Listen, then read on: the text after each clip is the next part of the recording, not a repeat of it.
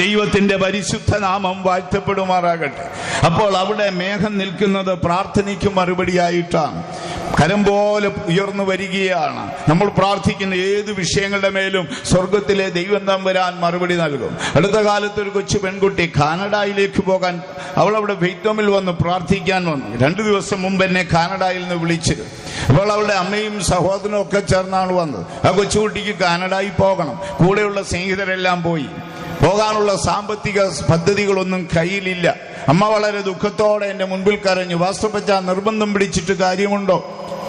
ഇവളോട് എത്ര പറഞ്ഞിട്ടും മനസ്സിലാകുന്നില്ല. എവിടെ ചെന്നാണ് ഈ പണം ഉണ്ടാക്കുന്നത്? അവൾക്ക് ഒരേ ഒരു നിർബന്ധം, എനിക്ക് കാനഡയിൽ പോകണം. എന്ത് ചെയ്യാനൊക്കെ നിർബന്ധത്തോടെ വെയ്ത്തോമിൽ അവിടെ സിറ്റിയിലിരുന്ന കൊച്ചു കരയുകയാണ്. ഞാൻ അവളോട് പറഞ്ഞു, ദൈവം കരുണയുള്ളവനാണ്, നിന്നെ കാനഡയ്ക്ക് അയക്കും, ധൈര്യപ്പെട്ടാട്ടെ. അവൾ ആ ചെറിയ മുറിവാക്യത്തിൽ കയറി പിടിച്ചു. വാസ്തവപ്പച്ചൻ എന്നോട് പറഞ്ഞിട്ടുണ്ട് എന്നെ കാനഡയിൽ അയക്കും.